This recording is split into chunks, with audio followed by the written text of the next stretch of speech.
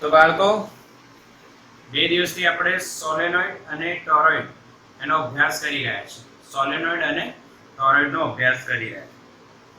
આજે આપણે એના દાખલા જોવાના છે સોલેનોઇડના અને ટોરોઇડના. જો ટોરોઇડનો આપણે એનસીઈઆરટીમાં નહીં હોય તો આપણે એક આદો દાખલો જાતે પણ બનાવીને જોઈ શકીએ છીએ. તો ચલો સ્ટાર્ટ કરીએ છીએ. સોલેનોઇડનો પહેલો દાખલો છે 4.9. હું રકમ વાંચું છું. 1 સેન્ટીમીટર ત્રિજ્યા અને 0.5 મીટર લંબાઈનો સોલેનોઇડ 500 આંટા ધરાવે છે. એટલે 1 સેન્ટીમીટર ત્રિજ્યા છે. સોલેનોઇડની ત્રિજ્યા આપણે a લખતા હતા અને લંબાઈ 0.5 મીટર અને આંટા આપ્યા છે 500 આંટા. તો વિદ્યુત પ્રવાહ બી આપણને આપ્યો છે 5 એમ્પિયર. તેમાંથી 5 એમ્પિયર વિદ્યુત પ્રવાહ પસાર થાય છે. તો સોલેનોઇડનો અંદરનું ચુંબકીય ક્ષેત્રનું મૂલ્ય કેટલું હશે? તો ભાઈ સોલેનોઇડની અંદર ચુંબકીય ક્ષેત્ર કેટલું? સોલેનોઇડ છે બેટા. ચલો સૂત્ર બોલો સોલેનોઇડ યાદ કરો. સૂત્ર મુન્ની સિમ્પલ. સોલેનોઇડ હોય કે ટોરોઇડ હોય એક જ સૂત્ર હોય મુન્ની. પરંતુ સૌથી પહેલા તમારે તપાસ કરવી પડે સોલેનોઇડ અનંત લંબાઈનો છે કે નહીં.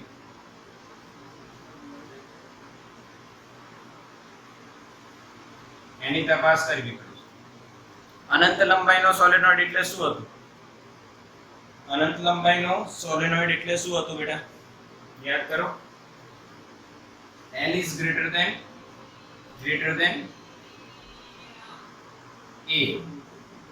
આવું હોવું જોઈએ. આ હોવું જોઈએ. આ છે કે નહીં? L કેટલા છે? 0.5. એ કેટલા છે? 1 સેન્ટીમીટર. આને તમે સેન્ટીમીટરમાં કન્વર્ટ કરો કેટલું થાય? 100 વડે ગુણવાના તો 50 સેન્ટીમીટર. એટલે L થાય L/a. આ તો L તમારા છે બી કેટલા? 50 સેન્ટીમીટર અને a થઈ ગયા 1 સેન્ટીમીટર.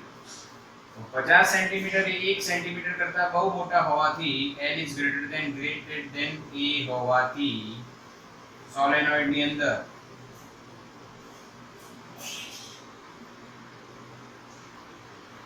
ચુંબકીય ક્ષેત્ર B બરાબર μ0 ni મુન્ની લખાય. સમજ્યા મારી વાત? હા કે ના? સોલેનોઇડ અનંત લંબાઈનો છે એના માટે આપણે આ ટેસ્ટિંગ કરવાનું પહેલા. અને ન હોય તો પરિમિત લંબાઈનું સૂત્ર લાગ્યો. પરિમિત લંબાઈનું સૂત્ર મેં તમને કીધું હતું કે આપણે એક્સ્ટ્રા લેક્ચર બનાવીશું એમાં જોઈશું. બરાબર? બોર્ડમાં તો આવવાનું નથી. જી નીટ માટે આપણે એને તૈયાર કરવાનું છે. ઓકે? b બરાબર μ0 ni છે. b બરાબર μ0 n ની વેલ્યુ n/l * i.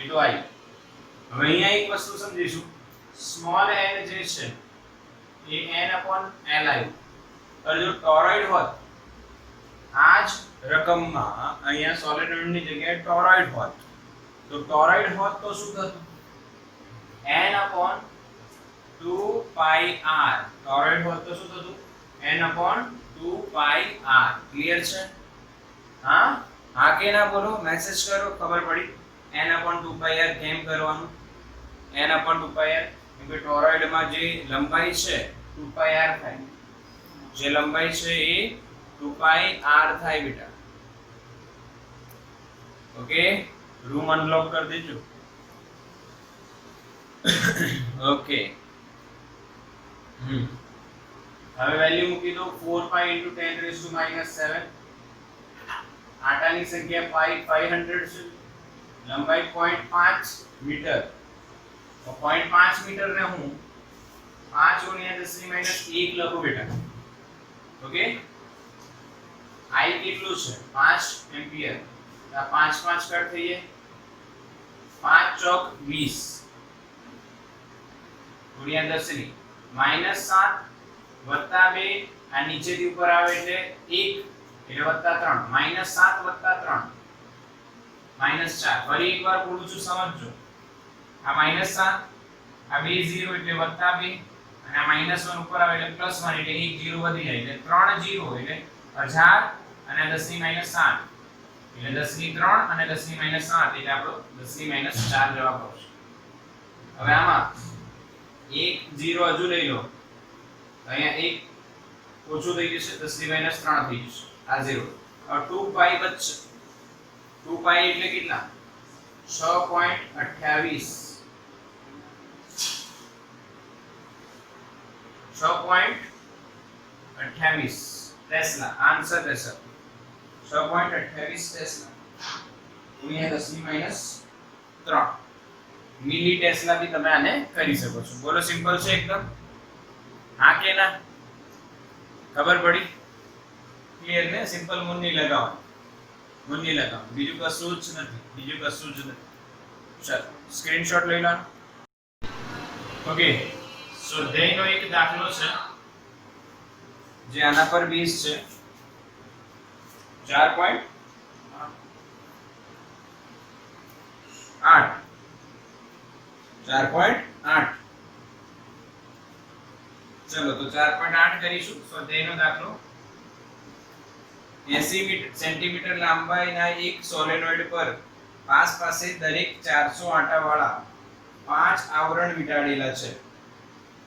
એટલે લંબાઈ છે 80 સેન્ટીમીટર અને n બરાબર 400 આંટા. ધ્યાન આપજો, 400 આંટાવાળા 5 આવરણ છે અને સોલેનોઇડનો વ્યાસ આપ્યો છે. વ્યાસ આપણે લખી શકાય 2a 1.8 સેન્ટીમીટર સોલેનોઇડ અને સોલેનોઇડમાં 8 એમ્પિયર પ્રવાહ આપ્યો છે. વિદ્યુત પ્રવાહ વહેતો હોય તો તેના કેન્દ્ર પાસે ચુંબકીય ક્ષેત્રનું મૂલ્ય શોધવાનું છે. ઓકે, એનું એ જ મુન્ની જ લાગશે બેટા આમાં પણ. જો પર આંટાની સંખ્યા થોડી ટ્વિસ્ટેડ આપી છે, ધ્યાન આપજો, સમજજો. આમ એટલે આંટાની સંખ્યા કેટલી થશે તો ભાઈ 400 આંટા વાળા 5 આવરણ એટલે તમે આંટા વીંટાળ્યા, 400 આંટા વીંટાળ્યા પછી એના પર ફરીથી 400 આંટા, કેટલી વખત? 5 વખત. તો 400 5 વખત આવે તો કેટલા આંટા થાય? 2000 થાય. એટલે અહીંયા 5 આવરણ 400 આંટા વાળા તો જવાબ આવશે 2000 આંટા. સોલ્યુશન અહીંથી સ્ટાર્ટ થશે. આંટાની સંખ્યા 2000 થશે. હવે આપણે શું ચેક કરવાનું કે ભાઈ ત્રિજ્યા અને લંબાઈ કેટલી છે? તો 80 સેન્ટીમીટર લંબાઈ છે અને ત્રિજ્યા a આના આ અડધા 0.9 સેન્ટીમીટર. 1.8 ના અડધા કેટલા થાય? 0.9 સેન્ટીમીટર થાય. બરાબર? તો તમે અહીં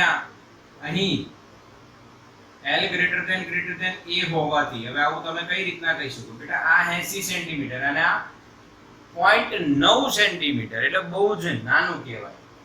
સોલેનોઇડ કેવો થશે? તો અહીંયા સોલેનોઇડ કેવો થશે? અનંત લંબાઈ. સોલેનોઇડ અનંત લંબાઈનો થાય.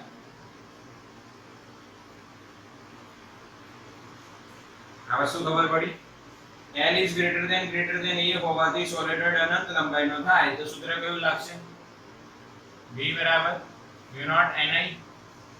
V naught ની વેલ્યુ 4 × 10⁻⁷ n સ્મોલ n આંટા છેદમાં લંબાઈને આપણે 80 × 10⁻² મીટર લખી શકીએ. તો અહીંયા આપણે ધ્યાન આપજો, ફરી એકવાર V naught N/L લખું છું. આંટાની સંખ્યા કેટલી છે બેટા? 2000. એટલે અહીંયા 2000 આવ્યું. બરાબર? હવે લંબાઈ જો, લંબાઈ કેટલી આપી છે? મીટરમાં લખવી 80 × 10⁻². અને પ્રવાહ એમ્પિયરમાં લખો. કેટલો છે? 8 એમ્પિયર. ઓકે, ક્લિયર છે? હવે તમે શું જોઈ શકશો કે અહીંયા 8 ને 8 કટ થવાના છે. અહીંયા તમે 8 દાન 80 કરી શકો છો. આ 4 દુ 8 થશે એટલે 8 પાઈ ગુણ્યા 10 ની ઘાત સેટ કરો. અહીંયા -7 છે બરાબર. આ 3 0 એટલે +3 થઈ. આ 10 અને -2 10 ની 1 ને -2 એટલે -1 ઉપર આવે એટલે +1. એટલે તમે સોલ્વ કરો તો તમને આન્સર મળશે 8 પાઈ * 10 ⁻³ 3 ને 4 એટલે -7 + 4 -3 ટેસ્લા આન્સર આવશે. અને તમે સોલ્વ કરી શકો. પાઈ ની વેલ્યુ 3.14 મૂકો તો જવાબ મળશે. બોલો ક્લિયર? હા કે ના? સ્વાધ્યાયનો સમ છે બેટા, એકદમ સિમ્પલ છે, તમે જોઈ શકો છો. હા બિલકુલ સિમ્પલ. સ્ક્રીનશોટ લઈ લો. ચલો સ્વાધ્યાયનો એક દાખલો વધુ છે 4.17 લગભગ વધારાના સ્વાધ્યાયનો છે. સાંભળજો ભાઈ. 25 સેન્ટીમીટર આંતરિક ત્રિજ્યા અને 26 સેન્ટીમીટર બહારની ત્રિજ્યા ધરાવતા એક ટોરોઇડના કોર એટલે ગર્ભ જે ફેરોમેગ્નેટિક નથી એટલે ફેરોમેગ્નેટિક ચુંબકીય પદાર્થ છે એનો એક પ્રકાર હોય.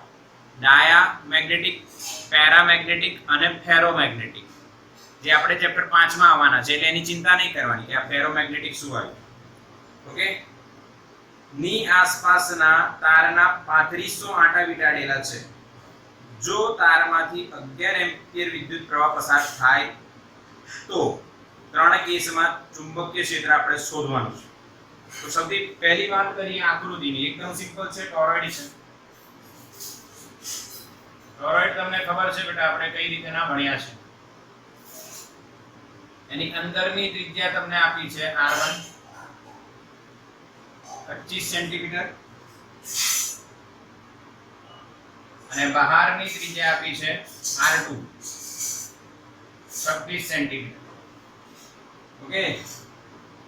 હવે એમાં આંટા વીંટાળેલા છે ઉપર, એ બી આપણને ખબર છે કે આપણે આમ વિચારીએ તો આવા મેં તમને આંટા બતાવ્યા હતા, યાદ કરો.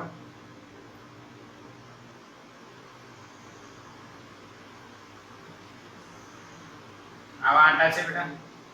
અહીંયા પ્રવાહ આવે તો આમ બહાર નીકળે, જે બી દિશા આમ આવ્યું. ઓકે.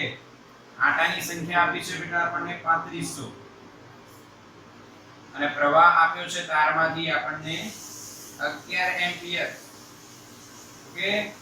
ટોરોઇડની બહાર, ટોરોઇડના કોરની અંદર અને ટોરોઇડ વડે ઘેરાયેલ ખાલી જગ્યામાં ચુંબકીય ક્ષેત્ર કેટલું હશે? એકદમ સિમ્પલ ક્વેશ્ચન. એકદમ સિમ્પલ ક્વેશ્ચન છે બેટા. એટલે આપણે ક્યાં શોધવાનું છે? ટોરોઇડ ની અંદર ઘેરાયેલો વિસ્તાર એટલે અહીંયા, બહાર એટલે અહીંયા અને ગર્ભની અંદર એટલે અહીંયા. એટલે તમે સમજી શકશો. આને હું કહી દઉં A, આને કહી દઉં હું B અને આને કહી દઉં, કાં તો આને કહી દઉં B અને આને કહી દઉં C. એટલે પહેલા કેસમાં હું ડાયરેક્ટ આન્સર લખું છું. અહીંયા ધ્યાન આપજો. પહેલા કેસમાં જે ટોરોઇડ છે, ટોરોઇડના અંદર અને બહાર, અંદર અને બહાર વિસ્તારમાં B બરાબર શું થઈ જશે? ડાયરેક્ટ 0. આ તો આપણે ભણ્યા છે થિયરીમાં. 0. યસ, 0 થઈ જશે. અંદર એટલે આ, બહાર એટલે આ. હવે ટોરોઇડના ગર્ભમાં ચુંબકીય ક્ષેત્ર, ગર્ભ એટલે આ જે વિસ્તાર છે અંદર, એમાં ચુંબકીય ક્ષેત્ર. બોલો સૂત્ર શું થાય? ટોરોઇડ હોય કે સોલેનોઇડ હોય? સૂત્ર તો આ જ રહેવાનું છે, મુન્ની. એમાં ખાલી મુન્ની માં n બદલાય. અહીંયા શું લખાય? Yes, 2πr * I. યાદ છે? મેં કાલે ચલાવ્યું હતું. બરાબર. પર ત્રિજ્યા કેટલી? r. અહીંયા બે ત્રિજ્યા છે તો આપણે એ પણ જોયું છે કે બે ત્રિજ્યા હોય તો શું કરવાનું? r1 + r2/2 કરવાનું. r1 ની વેલ્યુ 25, r2 ની વેલ્યુ 26 ભાગ્યા 2 કેટલા થાય? 51 ભાગ્યા 2 એટલે 25.5 સેન્ટીમીટર થાય બેટા. આ ત્રિજ્યા અહીંયા મુકાશે, બસ જવાબ આવી જશે. અને જવાબ આવી જશે બેટા. જો b બરાબર v0 ની વેલ્યુ 4 pi * 10⁻⁷. આટાની સંખ્યા કેટલા? 3500 2 pi * r 51/2 બી કરી શકો છો અને 25.5 બી લખી શકો છો ઇન્ટુ i કેટલા? 11. આ કેટલા? હા 25.5 સેન્ટીમીટર છે. સેન્ટીમીટર એટલે 10 ની માઈનસ 2 કરી દઈએ. આને તમારે સોલ્વ કરવાનું. 3 * 10 ની માઈનસ 2 જવાબ આવે. 3 * 10 ની માઈનસ 2 જવાબ આવશે. એટલા સોલ્વ કરી શકો છો. આ 2/2 ગયા, પછી તો આ 25.5 છે એટલે 5 વડે ચાલશે, આ 5 વડે ચાલશે, અહીંયા 11 છે એટલે સોલ્વ કરશો એટલે લગભગ 3 * 10 ની માઈનસ 2 ટેસ્લા જેટલો જવાબ આવશે. સારો ક્વેશ્ચન છે. યસ ઓર નો? અહીંયા તમારે શું યાદ રાખવાનું? ત્રિજ્યાનું સૂત્ર, બીજું કંઈ જ નહીં. ત્રિજ્યાનું સૂત્ર યાદ રાખજો બેટા. સ્ક્રીનશોટ લઈ લો.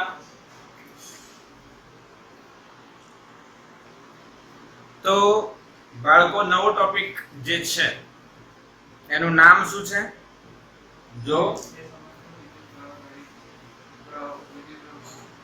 બે સમાંતર વિદ્યુત પ્રવાહો વચ્ચે લાગતું બળ, અને પછી એની સાથે આપણે જોવાનું છે એમ્પિયર. એમ્પિયરની વ્યાખ્યા ધ એમ્પિયર. એટલે એમ્પિયરની વ્યાખ્યા કઈ રીતના મળી અને એમ્પિયરને ક્યારે તમે જ્યારે પહેલા સેમમાં ધોરણ 11 માં એક વસ્તુ ભણતા હતા યાદ કરો. પહેલા એફપીએસ આવ્યું હતું, પછી સીજીએસ આવ્યું હતું, પછી શું આવ્યું હતું? એમકેએસ. એના પછી તમે ભણ્યા હતા એમકેએસએ. અહીંયા મેં તમને કીધું હતું કે જે એમ્પિયર જે છે એ મૂળભૂત ભૌતિક રાશિ તરીકે એનો સ્વીકાર થયો. એનો સ્વીકાર ક્યારે થયો? જ્યારે આ થિયરીની શોધ થઈ, આ લોજિકની શોધ થઈ. બરાબર? તો આપણે આજે ટોપિક શું જોવાના છે ભાઈ? જો ઓસ્ટ્રેડે શોધ્યું હતું કે વાહક તારમાંથી પ્રવાહ પસાર થાય તો આસપાસ શું ઉત્પન્ન થાય? આસપાસ શું ઉત્પન્ન થાય? ચુંબકીય ક્ષેત્ર. એ ચુંબકીય ક્ષેત્રમાં બીજો તાર આવે તો કોઈ પણ ક્ષેત્રમાં પ્રવાહ ધારિત બીજો તાર આવી ગયો ચુંબકીય ક્ષેત્રમાં, તો એના પર આ ક્ષેત્ર વડે કંઈક તો થવું જોઈએ, કંઈક થવું જોઈએ. જેમ કે ચુંબક હોય, ચુંબક એની નજીક તમે ચુંબકીય પદાર્થ લાવો તો એના પર આકર્ષણ કે અપાકર્ષણ લાગે. એ જ રીતના અહીંયા પણ થવું જોઈએ. તમારો વિચાર તો આવે કે ના આવે? જેમ કે તમે ઘરની બહાર જો તો સ્ટ્રીટ લાઇટ હોય અને જે વાયરો જતા હોય. અત્યારે તો કેબલ આવી ગયા, પણ એના પહેલા તમે ખુલ્લા તાર જોયા છે અને ઘણી જગ્યાએ હશે બી. એ ખુલ્લા તાર અમુક ડિસ્ટન્સ પર રાખવા પડે. એકદમ ચોટેલા કે નજીક ન હોય, દૂર હોય થોડા. તો એ કેમ દૂર હોય એનું કારણ આ ખબર પડશે અહીંયાથી તમને. ચાલો સ્ટાર્ટ કરીએ. બે સમાંતર વિદ્યુત પ્રવાહ ધારિત તાર અથવા વિદ્યુત પ્રવાહો વચ્ચે લાગતું વિદ્યુત બળ છે કે ચુંબકીય બળ છે, જે બી બળ છે એક બળ છે. ચાલો તો એમ્પિયર ની પણ વ્યાખ્યા જોઈશું. હવે આપણે આકૃતિ છે ને 3D પોર્શનમાં જવાની છે. કયા પોર્શનમાં જવાની છે? 3D. એટલે લોજિક અને ઇમેજિનેશન વધારવું પડશે. થોડું વધારે નહીં, થોડુંક વધારવું પડશે. ચાલો તો બે તાર લેવામાં આવે છે. એક તાર જે છે એનું નામકરણ કરી દઈએ. એક તારનું નામ રાખો A. એમાંથી પ્રવાહ પસાર કરો IA. એનાથી D અંતરે એને સમાંતર બીજો એક તાર માની લો. તારનું નામ રાખી દો B. અચ્છા, B નામ રાખ્યું તો પ્રવાહ કેટલું પસાર થાય? IB. ઓકે, આ સમાંતર તાર છે બે, થોડાક નહીં દેખાય તો થોડાક દેખાશે, છે સમાંતર માની લેવાનું. ઓકે, આ કે ના? ચલો હવે શું થશે? બંનેમાંથી પ્રવાહ જાય છે તો બંને ચુંબકીય ક્ષેત્ર ઉત્પન્ન કરશે. બંને ચુંબકીય ક્ષેત્ર ઉત્પન્ન કરશે જ. એક તાર બીજાના ચુંબકીય ક્ષેત્રમાં આવ્યું એમ કહેવાય, બીજું તાર પહેલાના ચુંબકીય ક્ષેત્રમાં આવ્યું એમ કહેવાય. એટલે બંને તાર એકબીજા પર બળ લગાડશે. બંને તાર એકબીજા પર શું લગાડશે? બળ લગાડશે, યુદ્ધ કરશે, ફાઇટિંગ ચાલુ કરશે. હવે એ બળ લગાડશે તો કેટલું બળ લાગે એ શોધવાનું. તો બંને એક સાથે શોધીએ કે એક પર પહેલા શોધીએ? તમે કહો, બંને એક સાથે કે એક પર એક પહેલા પછી બીજું? વારા પરથી વિચારો. બંને એક સાથે શોધીએ કે વારા પરથી?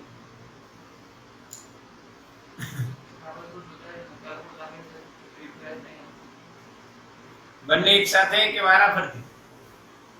એક સાથે શોધાય કે વારા ફરતી શોધાય? એક સાથે. અમુક લોકો મેસેજ કરે છે સાથે. ભાઈ સાથે ન ખવાય, વારા ફરતી જોવાય, વારા ફરતી જોવાય. તો વિચારતા છો સાહેબ, પૂછું કેમ? એ તમારું લોજિક તો સાંભળીએ ને. વારા ફરતી. તો પહેલા હું શોધીશ બી તાર પર એ તાર વડે લાગતું બળ, અથવા બી આઈબી પ્રવાહ પર આઈએ પ્રવાહના કારણે લાગતું બળ શોધીશું. તો એના માટે થિયરી કઈ રીતના સ્ટાર્ટ થાય છે સમજો. આ તારમાંથી પ્રવાહ જાય આઈએ, એ એના આસપાસના વિસ્તારમાં ચુંબકીય ક્ષેત્ર ઉત્પન્ન કરશે. તો અહીંયા બી પાસે એનું ચુંબકીય ક્ષેત્ર કેટલું? તો ભાઈ તાર એ વડે તાર બી પાસે મળતું ચુંબકીય ક્ષેત્ર, એનું ચુંબકીય ક્ષેત્ર બી એ થાય. ધ્યાન આપીશું, એમ્પિયર નો તાર આવે તો આર આવે, અંદર સીધો આવે ને બહાર ઊંધો આવે. એટલે એમ્પિયર નો તાર વાળો સૂત્ર છે ને, એ યાદ રાખવાનું. તો બહારના વિસ્તારમાં શું હતું? યાદ કરો, unit I upon 2 pi r. આવું હતું. અને અહીંયા અંતર d છે, એટલે અહીંયા આપણે શું કરી દઈશું? 2 pi d. અને પ્રવાહ કેટલો છે? IA, એટલે અહીંયા E આવીશ. પાક્કું? સમજ્યા પડી? અચ્છા, હવે તમે વિચારો, આ ચુંબકીય ક્ષેત્રની દિશા ક્યાં થાય? બી પાસે ચુંબક ક્ષેત્રનું મૂલ્ય મળ્યું, દિશા કઈ થાય? તો દિશા શોધવા માટે પ્રવાહની દિશામાં અંગૂઠો કરો, IA ની દિશામાં અંગૂઠો કરો, અને આ બાજુ ચુંબકીય ક્ષેત્ર ક્યાં જશે? નીચે. 3D આકૃતિ છે એટલે નીચે હું આમ દોરીશ. આ BA થાય. બોલો ક્લિયર? આટલી વાત ક્લિયર? હા કે ના બેટા? Yes or no? Clear? Message કરો. લાઈવ ક્લાસ ચાલી રહ્યો છે, મેસેજ કરતા રહો. હા, યસ યસ, ક્લિયર. હવે શું થાય? તો ભાઈ પ્રવાહધારિત તાર હોય અને એની લંબાઈ L હોય તો ચુંબકીય ક્ષેત્ર વડે લાગતું બળ, ભૂલી તો નહીં ગયા ને? લાઈટ નો ઉપયોગ કરો તો બિલ આવે, યાદ છે? વિદ્યુત ભાર પર લાગતું બળ શું હતું? Q V cross V. અને વિદ્યુત પ્રવાહધારિત તાર પર લાગતું બળ IL ક્રોસ V. જો બંનેને શોર્ટકટ થી યાદ રાખો તો એકદમ ઈઝી છે. આ બકવાસ sin થીટા અથવા બકવાસ થીટા, આ બિલ sin થીટા. યાદ આવ્યું? હા કે ના? પ્રવાહધારિત તાર પર લાગતું બળ F is equals to IL cross B. Okay, સમજ્યા? સમજ્યા કે નહીં? ક્લિયર?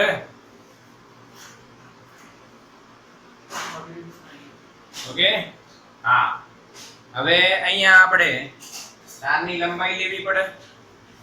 I તો છે તેમાંથી, હું અહીંથી અહીં સુધીની લંબાઈ લઉં છું બેટા, ધ્યાન આપજો. આ જે લંબાઈ છે ભાઈ, ચલો આ બાજુ લો, ત્યાં બાજુ, ગમે ત્યાં બાજુ લઈ શકે. આપણે લઈએ L લંબાઈ.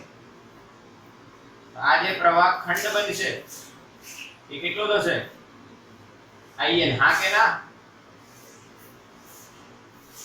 સમજે મારી વાત? જો આપણે આમાં B તારમાં L લંબાઈ વિચારીએ તો એમાંથી પ્રવાહ જાય છે IB, તો પ્રવાહ ખંડ કેટલું થશે IB * L. Okay, IB * L થશે બેટા. હવે જો તાર B પર તાર A ના ચુંબકીય ક્ષેત્ર વડે લાગતું બળ તાર B પર A વડે, એટલે BA લખું છું, અને સૂત્ર થશે IBL ક્રોસ BA. બોલો સમજણ પડી કે નહીં? હા કે ના બેટા? ક્લિયર એકદમ? યસ, બિલકુલ ક્લિયર છે. સિમ્પલ લોજિક છે બેટા. IBL ક્રોસ BA જે સૂત્ર આપણે પહેલા જોયું હતું. હવે આનું મૂલ્ય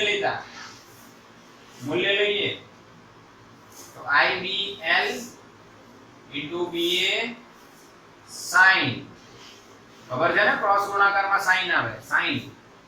IBL અને BA વચ્ચેનો ખૂણો, IBL આમ જાય છે, BA નીચે જાય છે, તો ખૂણો કેટલો થશે ભાઈ 90. કેટલું થાય 90, તો sin 90 થયું.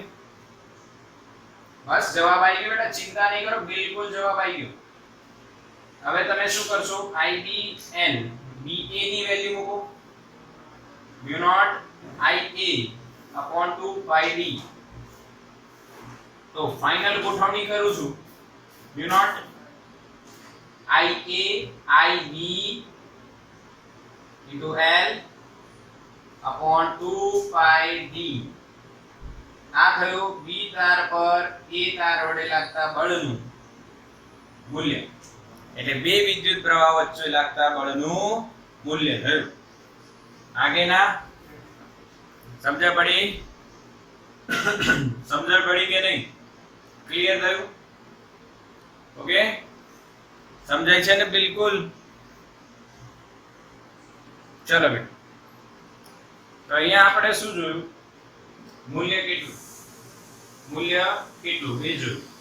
હવે આ બળની દિશા કઈ એ જોઈ લઈએ. તો બળની દિશા કઈ થશે? જો FBA = IBL સદિશ ક્રોસ BA સદિશ, એટલે ક્રોસ ગુણાકારની દિશા જમણા હાથના સ્ક્રૂના નિયમથી તમે નક્કી કરી શકો છો. તો IBL ક્રોસ B એટલે અંગૂઠો જશે આમ. આપણી આ હથેળી છે ને, આ મેથડ છે એક બીજી એનાથી આપણે કરીએ છીએ ભાઈ, આંગળીઓ અને અંગૂઠાનો ઉપયોગ કરીને હથેળીનો. આમ IBL ક્રોસ B નીચે તરફ, એટલે આમ જશે.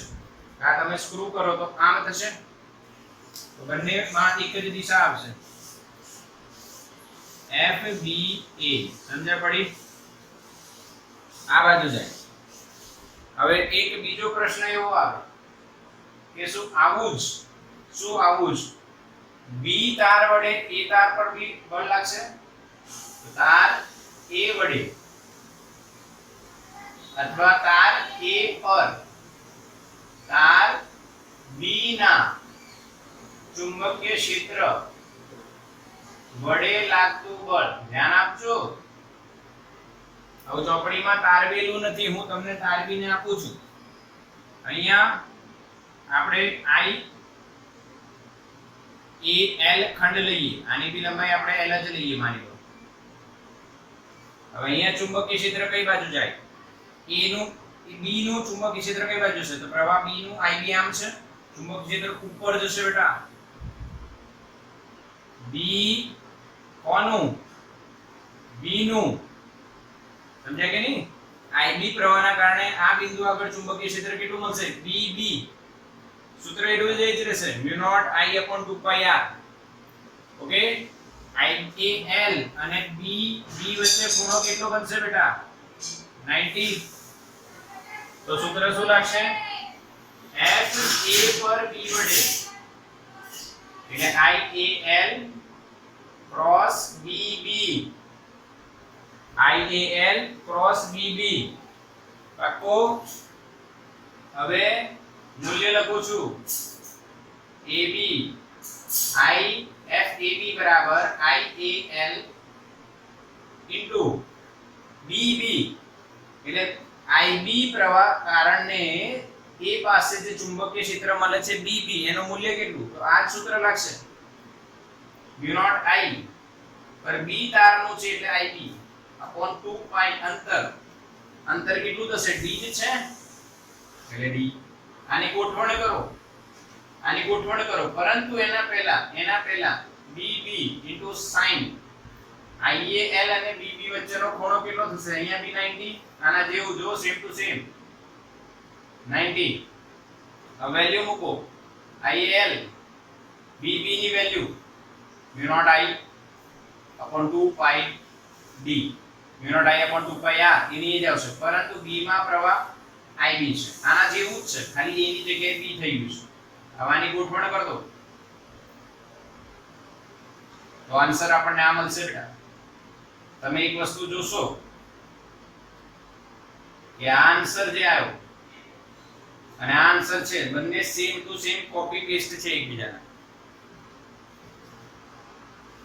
હવે FAB ની દિશા જો, FAB ની દિશા જો IAL ક્રોસ B, તો IAL આમ છે, B ઉપર છે એટલે આમ દિશા આવશે, એટલે અહીંયા લખાશે FAB. તો તમે અહીંયા શું નક્કી કર્યું એ જો કે બંનેની દિશા સમાન છે કે વિરુદ્ધ છે? આમ જાય છે ને આમ જાય છે, તો વિરુદ્ધ દિશા.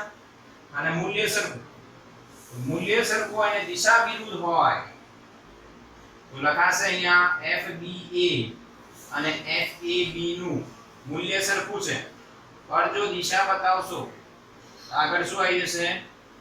માઈનસ. મેં તમને સાબિત કરીને આપ્યું છે બેટા,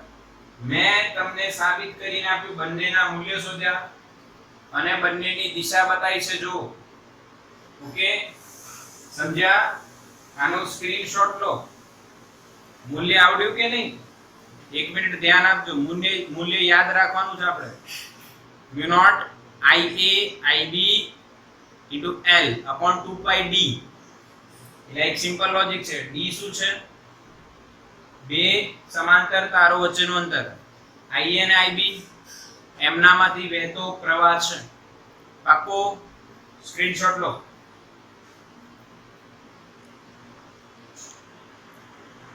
ભાઈ મૂલ્ય અને દિશા સરખી, મૂલ્ય સરખા અને દિશા વિરુદ્ધ, તો ન્યૂટનના ગતિના ત્રીજા નિયમ જેવું થઈ ગયું. ઓકે, તો આ આપણને મૂલ્ય શોધતા આવડી ગયું અને દિશા પણ નક્કી કરતા આવડી ગઈ IL ક્રોસ B થી. હવે વાત શું કરીએ એ જો. તો હવે પ્રશ્ન એવો થાય કે ભાઈ અહીંયા સમાન દિશામાં પ્રવાહ છે તો આકર્ષણ થઈ રહ્યું છે કે અપાકર્ષણ? તો ભાઈ જે બળ છે એનો પ્રકાર, જો પ્રવાહ બંને સમાન દિશામાં છે IA અને IB, તો કેવું આવ્યું? IA અને IB તો બંને એકબીજાને ખેંચે છે એટલે શું થયું? આકર્ષણ. જો આપણે એક પ્રવાહની દિશા બદલી નાખીએ તો શું થઈ જતું? અપાકર્ષણ. ક્લિયર? આ નોટ કરજો બેટા. સમાન દિશામાં પ્રવાહ હોય તો આકર્ષણ થાય, જે અહીંયા તમને જોવા મળે છે, બંને એકબીજાને ખેંચી રહ્યા છે, સમાન દિશામાં પ્રવાહ છે. જો પ્રવાહની દિશા બદલાઈ જાય તો અપાકર્ષણ થાય. આવું આપણે કઈ રીતના કહી શકીએ? તો જો પ્રવાહની IBL આમ હોય તો IBL ક્રોસ B આમ આવશે, એટલે આના પર બળ આમ લાગશે, એટલે અપાકર્ષણ થશે. શું થશે? અપાકર્ષણ થશે. ક્લિયર છે કે નહીં? સમજાયું? જે બળ છે એ આકર્ષણ પ્રકારનું ક્યારે હશે? જ્યારે પ્રવાહ સમાન દિશામાં હશે. અને અપાકર્ષણ પ્રકારનું ક્યારે હશે? જ્યારે દિશા વિરુદ્ધ હશે. ક્લિયર? અચ્છા, હવે અહીંયા તમે એક વસ્તુ ધ્યાન આપજો કે મેં લખ્યું FBL FBA કે FAB, બંનેનું સૂત્ર એક જ છે. FAB રાખે mu naught IAIB into L upon 2 pi D. પરંતુ પરંતુ જો આ લંબાઈ બદલાય, આ બળનું મૂલ્ય બદલાય છે, આ લંબાઈ કોઈએ નિશ્ચિત નથી કરેલી કે ભાઈ L લંબાઈ આટલી જ લેવી, આ લંબાઈ નિશ્ચિત નથી, તો દરેક વ્યક્તિ પોતાના પ્રમાણે અલગ અલગ લંબાઈ અને વ્યવસ્થા પ્રમાણે જોડાણ પ્રમાણે પણ લંબાઈ જુદી હોઈ શકે. જ્યારે લંબાઈ જુદી હોય ત્યારે આપણે એકમ લંબાઈ દીઠ બળ વ્યાખ્યાયિત કરવું પડશે. અહીંયા લખીશું આપણે એકમ લંબાઈ દીઠ બળ, એને લખાય સ્મોલ f AB બરાબર FAB upon L. તો એકમ લંબાઈ દીઠ બળનું સૂત્ર શું આવશે? u naught Ia IB upon 2πd. સમજ્યા કે નહીં સમજ્યા? અને આનો એકમ શું બનશે? બળ છેદમાં લંબાઈ એટલે ન્યૂટન પર મીટર. એકમ લંબાઈ દીઠ બળ કેમ વ્યાખ્યાયિત કર્યું? ભાઈ આ લંબાઈ તો વેરી થઈ શકે, બદલાઈ શકે, એટલે આપણે આ વ્યાખ્યાયિત કર્યું. બોલો સમજણ પડી બધાને? હા કે ના? Clear concept? એકદમ ક્લિયર? યસ. તો આનો સ્ક્રીનશોટ લો બેટા.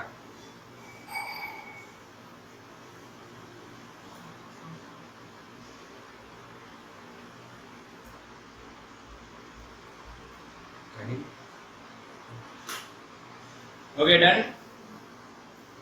ડન? ચલો હવે એમ્પિયર ની વ્યાખ્યા જોઈશું બેટા. જો એમ્પિયર ક્યાંથી આવ્યું? શું જોઈશું? એમ્પિયર ની વ્યાખ્યા. તો ધ્યાન આપીશું. F બરાબર mu naught Ia IB upon 2πd upon 2πd.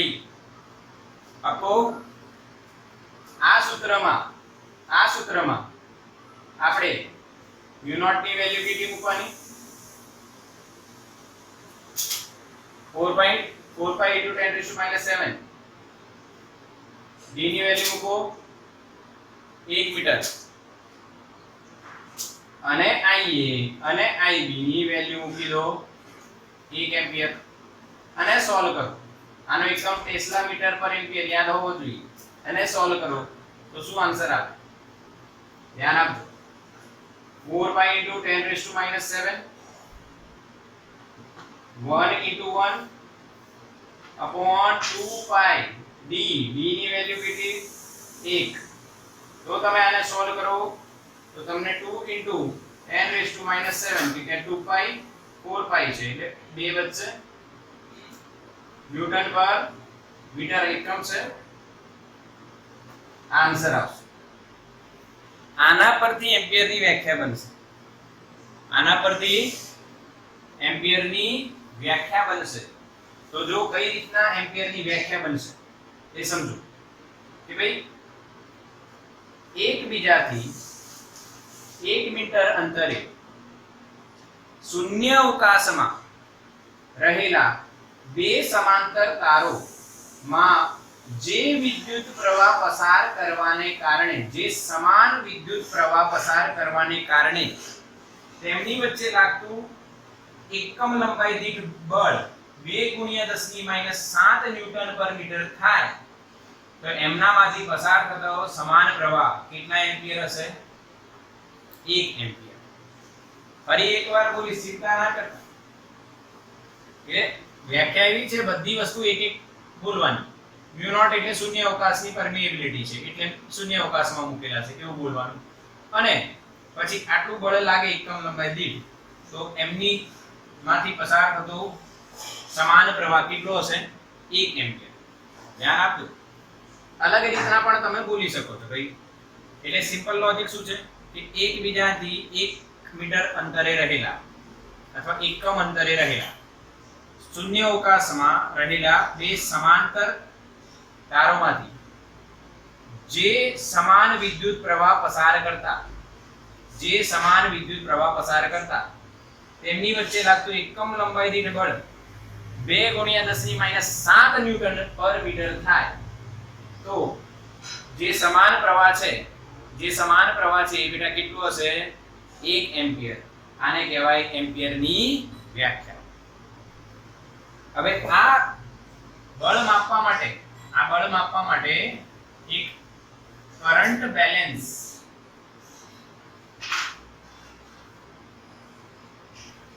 નામની ડિવાઇસ બનાવવામાં આવી, જે આ બળ માપે કેટલું બળ લાગે છે એકમ લંબાઈથી. આ ડિવાઇસમાં લાંબો તાર હોય અને વાળીને ખૂબ જ લંબાઈમાં તૈયાર કરવામાં આવે અને પછી કંઈક ગોઠવણ કરીને આ માપવામાં આવે છે. એમાં પૃથ્વીનું ચુંબકીય ક્ષેત્ર પણ માપવામાં આવે છે. એટલે આ બધી વ્યવસ્થા કરીને આ બળ માપવામાં આવ્યું અને પછી એમ્પિયરને પ્રેક્ટિકલી એક્સેપ્ટ કરવામાં આવ્યું. હા ભાઈ, એમ્પિયર એ એક્સેપ્ટેબલ ક્વોન્ટિટી થાય છે. અને એના પછી જ કુલમ્બની વ્યાખ્યા પણ સ્વીકારાઈ. કુલમ્બ શું છે? હવે કુલમ્બની વ્યાખ્યા કઈ રીતના આપવામાં આવી? એમ્પિયર મૂળભૂત રાશિ સ્વીકાર થઈ અને કુલમ્બની વ્યાખ્યા આપવામાં આવી. તો ભાઈ એક આડછેદનું ક્ષેત્રફળ હોય, વિદ્યુત ભારોની ગતિની દિશાને લંબ એક આડછેદનું ક્ષેત્રફળ હોય. એ આડછેદના ક્ષેત્રફળમાંથી જો 1 સેકન્ડમાં 1 એમ્પિયર પ્રવાહ પસાર થતો હોય, ધ્યાન આપજો, આપણે લખતા હતા I બરાબર Q by T. આગે ના I બરાબર શું લખતા હતા? Q by T.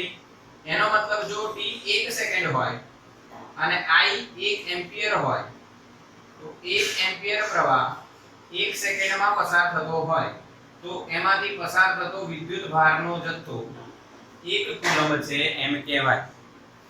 1 કુલમ્બ છે એમ કહેવાય. આ કુલમ્બની વ્યાખ્યા. એમ્પિયરની વ્યાખ્યા પરથી કોની વ્યાખ્યા? કુલમ્બની વ્યાખ્યા. બોલો ક્લિયર? આગે ના? તો અહીંયા આપણો ટોપિક પૂરો થાય છે બેટા. અહીંયા આપણો ટોપિક પૂરો થાય છે. કરંટ બેલેન્સ ડિવાઇસ છે. આ કુલમ્બની વ્યાખ્યા I બરાબર Q by T થી અને F કઈ રીતના માપવામાં આવ્યું અને એમ્પિયરની વ્યાખ્યા. આ બધું ક્લિયર કરજો. તમને વિડિયો મળશે એટલે એમાં ફરી રિપીટ કરજો. ઓકે, ચલો બાય.